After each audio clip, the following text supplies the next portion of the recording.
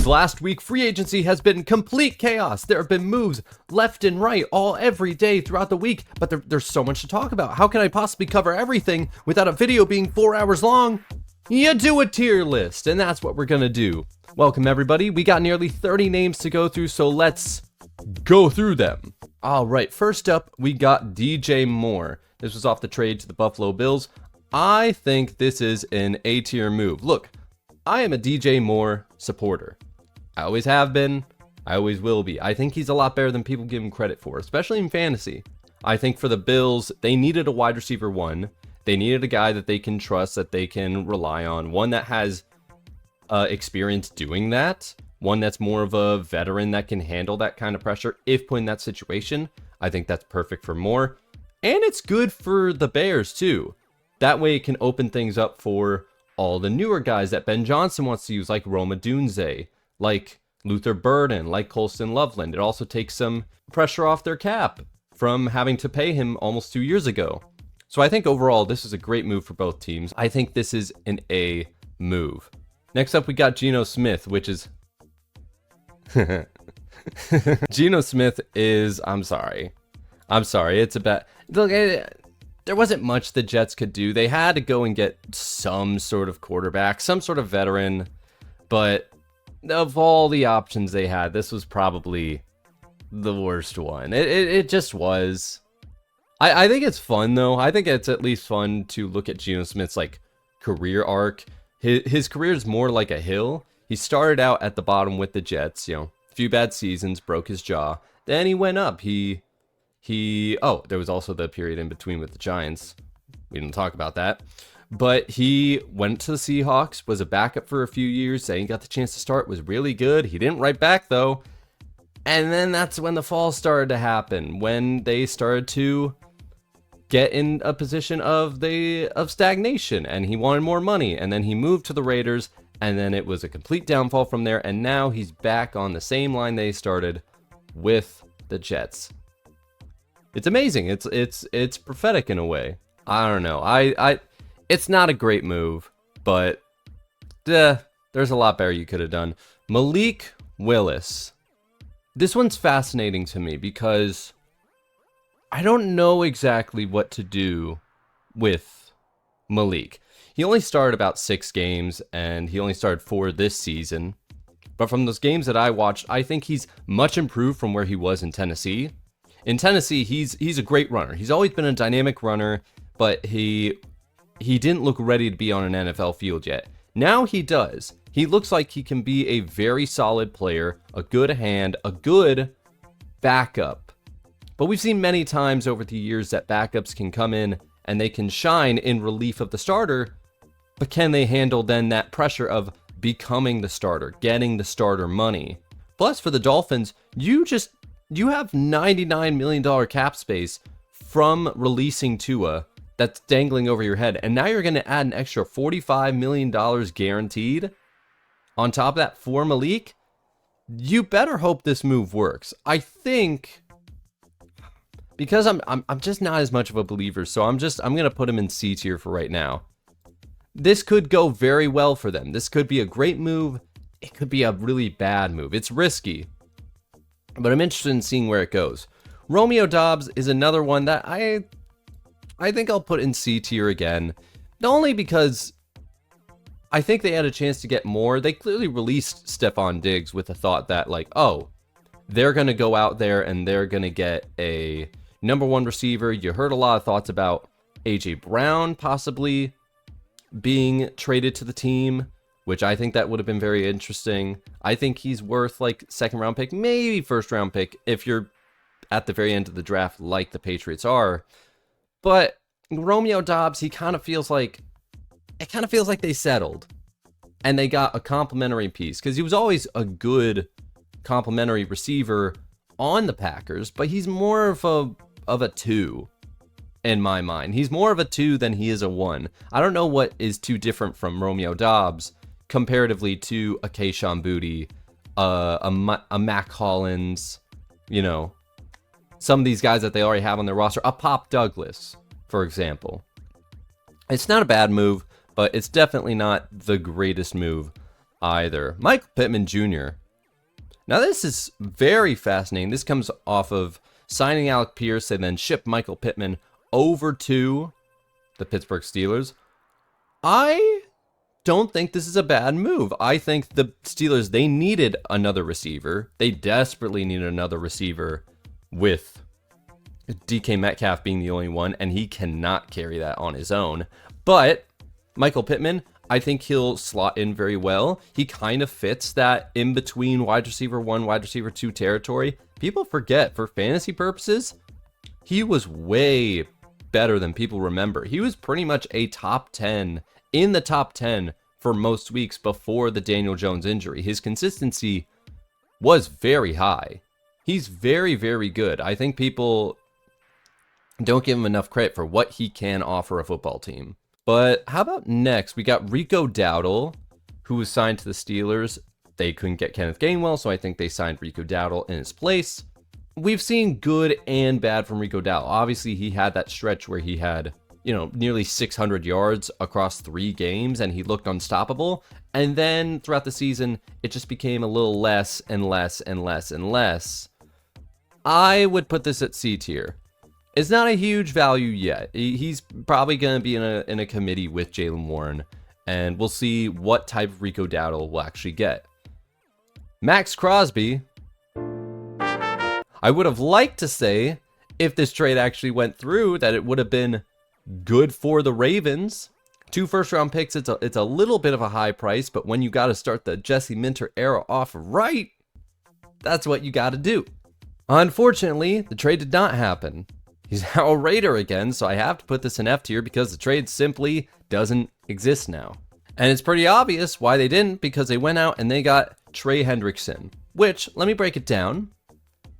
If the move was they realized they can get Trey Hendrickson, a player that's almost as good as Max Crosby, for cheaper, and then they can, negate the trade with Crosby to get their 2 first-round picks back, that's kind of a great move. That's A tier, man. It's dirty. They shouldn't have done it. They shouldn't have done it. Okay? But it's a great move, though.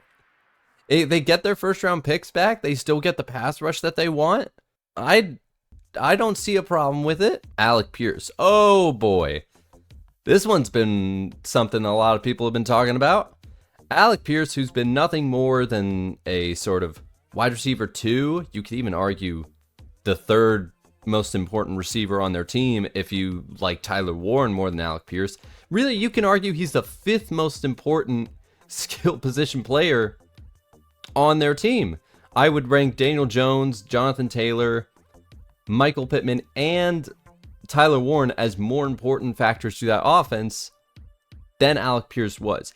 He was a good player. But $29 million a year for 47 catches? That's steep. And a lot of people were going to pay him more. A lot of different teams. The Patriots were interested. The Niners were interested. Look, as far as a move for the team, I think it's a good move that they want to keep the players that worked. If it ain't broke, don't fix it. You want to bring back all those players where the offense was humming. The offense was doing incredible work.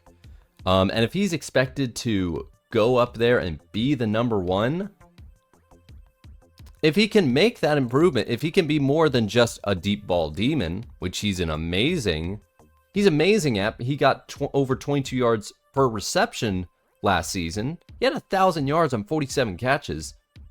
He's going to be really good. If he can increase that notion, if he can adjust to being more of a 1, especially in fantasy, there's a chance he can be upwards of a top 10 receiver. I'm not joking. He was wide receiver 28 last year. But time will just have to wait and see. Daniel Jones, this might sound a little weird, but re-signing him was an S tier move. Only because it was the best move they could have done. It's the move they needed to do. It's the move that works for both sides. You had to re-sign Daniel Jones. It was what's best for your organization. It's what's best among the guys that were available. And we'll see what happens from there. I know he's coming off an injury. I know he might not be ready week 1. But even relatively, 2 years, $88 million. Not a lot of money. I think they made a good move here. We got Wan'Dale Robinson as well. Wan'Dale Robinson is better than he should have been last year, as far as what I thought he was going to be. Because I remember him being like the anti-Yak player, but then he came in last season in relief of Malik Neighbors, and he did pretty well for himself. He showed a lot more than in previous seasons, and he went out and got a bag. He got a 4-year, $78 million deal. I think for the Titans, this is a decent move. I want to see how they use him, so I'm going to put him in C tier for right now. It's like, I don't know how he'll do as a 1 on, like, if you're trying to run a really good offense. I don't know how he'll be as a 1. But as far as trying to get a guy that you know works, because, you know, Brian Daboll had him, you know he can be great on your team, great for football, add definitely much needed depth to a pretty barren wide receiver room. It's a decent move. It's a solid move, and it would rank higher, but I want to see a little bit more. I want to see if he can replicate what he did without Malik Neighbors on a new team, on a Titans team that I am a little excited for this year. I think they can surprise people. David Montgomery. This was a good move. This is a B tier move. I think David is a pretty good running back that now is being the chance to being given a 1 position. Now that Joe Mixon's out of there, he's going to have a chance to be the number 1 for this football team. Now, it's not going to make his life easier because he had a great offensive line with Detroit. Definitely not a great offensive line with Houston, with the fact that they keep selling players left and right. But maybe they're planning on changing the structure of the offense a little bit, because I've noticed some of the offensive linemen they're trading away and bringing in. I think there's a chance they want to focus on guys that are better run blockers, and hopefully that they want to move towards a better sort of like run first offense, because if not, then this is just a dumb move, because CJ Stroud is going to get destroyed out there if you try to put all the pressure on him when you keep trading away his better offensive lineman on what was already a pretty bad offensive line. Kenneth Walker, listen, as a Seahawks fan, it sucks that we couldn't keep him. The price got a little bit too high after we won the Super Bowl and he became the MVP, but there is positive and negative with Kenneth Walker. As far as his potential on the team, if he manages to stay healthy and the team looks at him as a bell cow, he can be a genuine top 10 running back this year. For that, I'll put him in S. For that, I'll put him in S. For the potential, I'll put him in S tier. But as a Seahawks fan, I'm not terribly upset that we didn't get him. Mostly because we didn't fully utilize him to the best of his ability. We had him in a committee. Zach Charbonnet took some touches. He took some of his touchdowns. Kenneth Walker, I always knew, very, very talented running back. You give him the rock, he will be able to succeed with it. He also needs a good offensive line, because in previous years, it was always like, man, he's a great running back, but our line's terrible and it doesn't open up any holes for him. I have never seen a running back try so hard and put in so much effort to get 2 yards. Like, he would make more moves than anybody. And I've always said, if you put him behind a great offensive line, he would look as good as any running back in the NFL. So I think it was good for him to move on. I want to see him on a new team. I want to see him be the best version of himself. Will that be the Chiefs? Let's see. You know, they could always bring back Kareem Hunt. They could always screw this up. But for how it looks right now, I think I'm okay with it. Tyler Lindenbaum. Oh, this is an S tier. I know it's mostly skill position players, but every now and then I'll add a player that I feel like is worth talking about. Tyler Lindenbaum. Anytime you have the chance to get a offensive lineman in free agency that's top 10 at his position, you go and get that guy. You pay him. You put him on your roster. The Raiders O-line was terrible last year, but now you have a guy right in the middle that can solidify it, that can create open lanes for Ashton Genty to run straight up the middle through, the same way he did for Derrick Henry. A guy right in the middle to protect your future investment in Fernando Mendoza. It's a perfect move for the team. And honestly, the Raiders, they've been making so many moves recently in free agency. Their defense is being filled up with talent that they keep bringing in and signing in. Honestly, they're one Max Crosby away from being a pretty good defense. So maybe it might not be the worst thing in the world for them to, fix those issues with Max Crosby, get some trust back, maybe keep him on this season, see what that defense can be. Jalen Naylor, it might be a little harsh, but I just don't know a huge chunk of what Jalen Naylor can do outside it. Because when he was in Minnesota, it's hard to stick out when Justin Jefferson and Jordan Addison are your two main targets. But it is still a guy that's mostly been a wide receiver 3 his whole career. So it's tough to come in and be like, oh yeah, we're going to pay him 3-year, $35 million deal. That's a lot to ask. So we'll see. There's a chance because the Raiders, they just don't have any other receivers at the moment. I just kind of wish they could have gotten somebody better. There were better options out in free agency that you could have tried to get before you went out and got, Jalen Naylor. There's still time. I wondered if they could still bring some people in, but I think for what the potential of you could have brought in, it's just a little disappointing. But who knows? On an offense with very little pieces, maybe see what he can do. Maybe he'll stick out for fantasy a little bit, but that's a conversation way down the line. J.K. Dobbins re-signing with the Broncos. That is a pretty decent, okay C-tier move. And that's mostly due to the fact that I think they wanted to get David Montgomery. They tried to make a push to get him late before he was traded to the Texans. So clearly they want to look for an upgrade in the run game. But there's no shame in bringing back J.K. Dobbins, who, when he's healthy, he played pretty good for them, especially in fantasy. He was a very solid RB2. He's worth signing. He's worth bringing back. And I think it says more to the team that I don't think they fully trust RJ Harvey to carry the football a lot. He's a good pass catcher, but he did not look great when actually running the ball. He didn't get a lot of yards per carry. We're moving on to the NFC now. Finally, getting to some NFC talk. We got Isaiah Likely. Now, there's a difference between good for fantasy and good for football. Fantasy, probably not a great move because Isaiah Likely hasn't really done anything for fantasy so far in his career. It kind of hurts Theo Johnson a little bit when you think about it. But football, I think this is a great move. I really like this move a lot. I think adding him to the Giants adds an athletic, still young tight end. I think he's 25, maybe going to be 26 by the start of this season.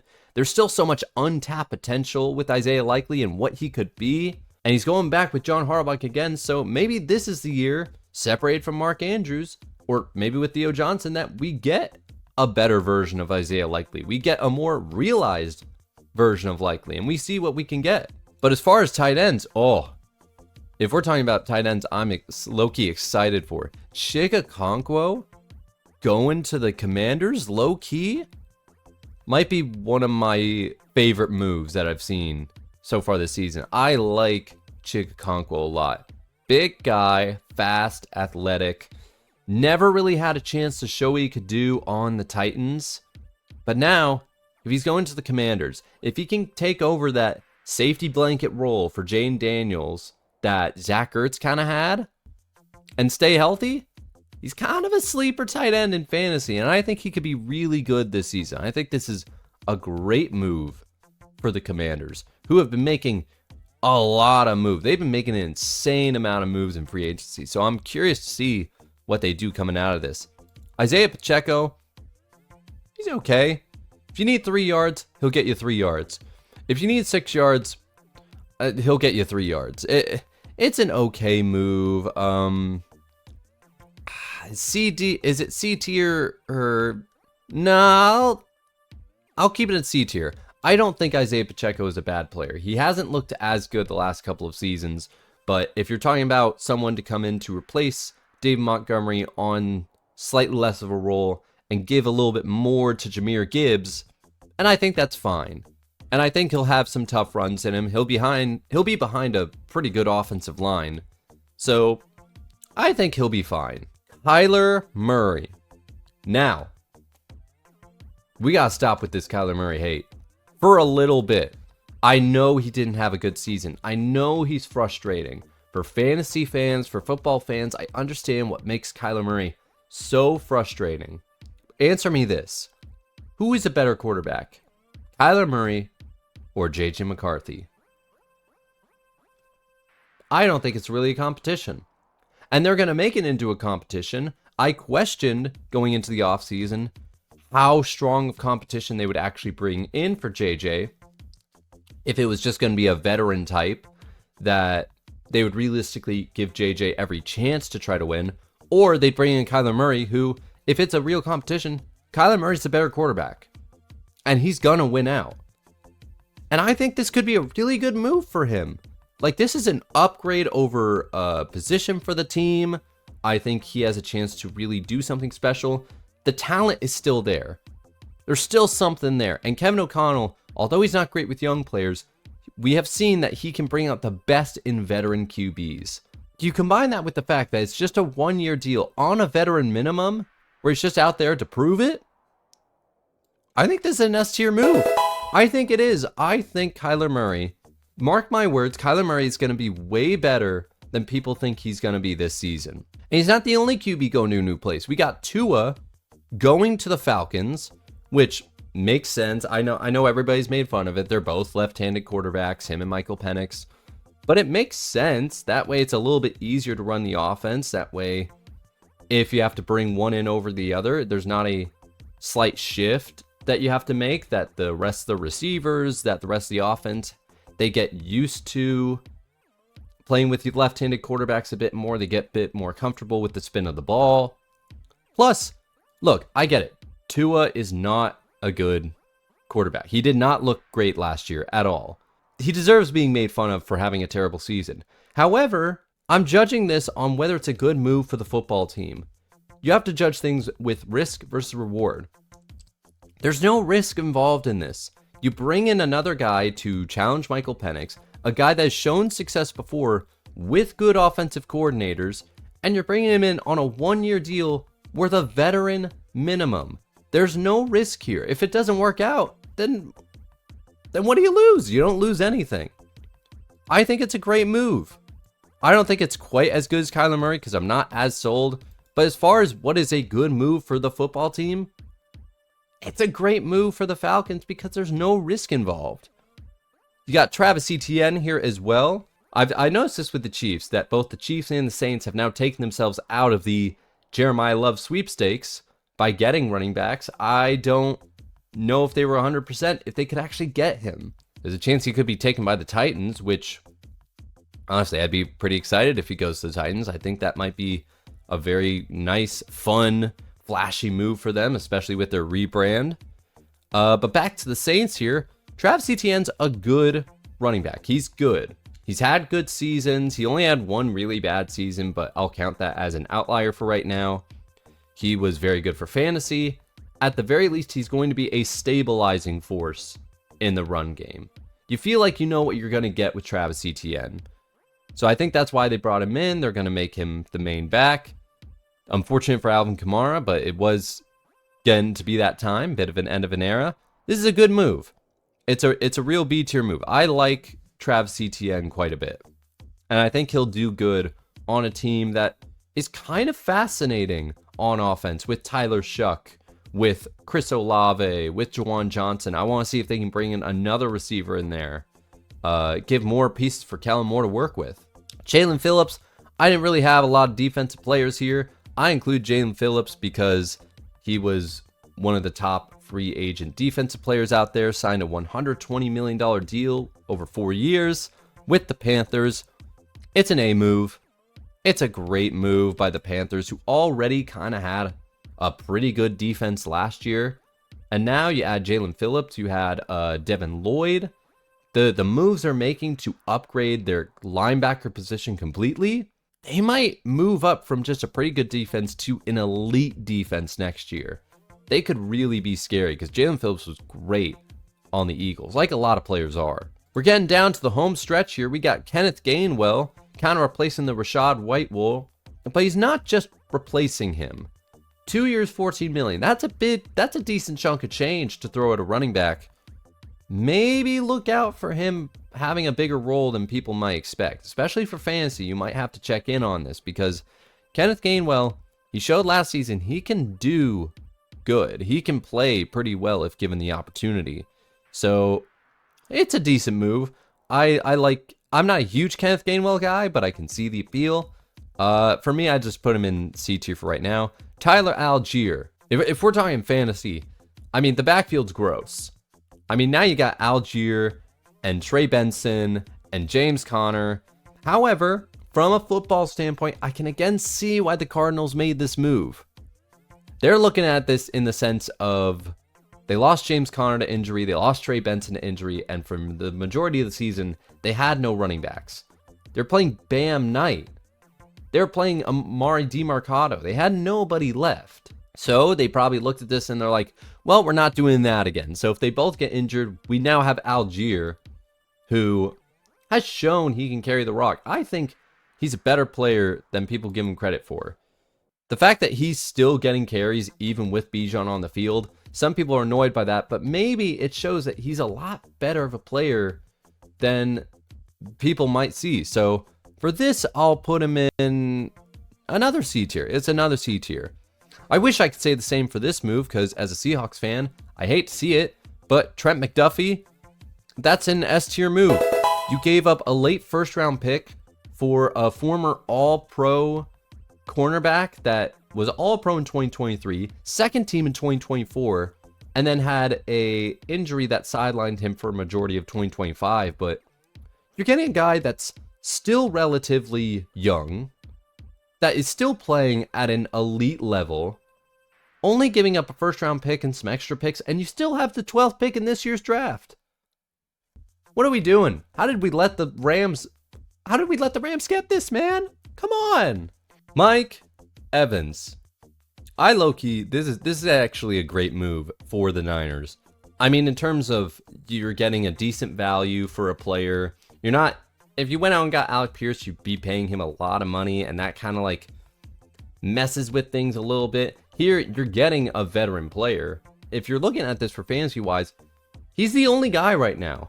George Kittle is hurt. Juwan Jennings is currently not signed to the team yet. And Ricky Pearsall, I just don't know if he's the guy. And I'm not sure the team is convinced he's the guy either.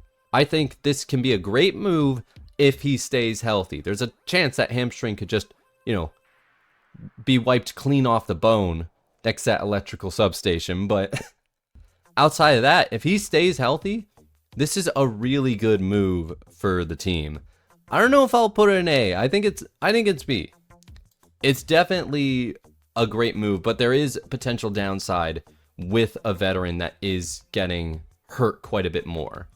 Going to a team that is known for getting all of their players hurt all of the time. And we'll end this off with Rashid Shaheed.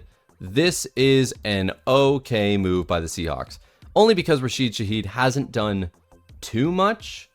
He hasn't really done that much after we traded for him on the offensive side. On the special teams, he's crazy good. I love him for special teams, and this probably impacted our decision to bring him back on a 3-year, $51 million deal. I think with a full offseason behind him, I think he will be incorporated more in the offense. I want to see him used in the same way he was kind of used for the Saints when he was there for a couple years, because I think there's more that we can do with him, and I think the team knows that. And that is all. That is the completed tier list. Thank you all so much for watching. If you would like, please subscribe. In a complex fantasy world, just remember to stay simple.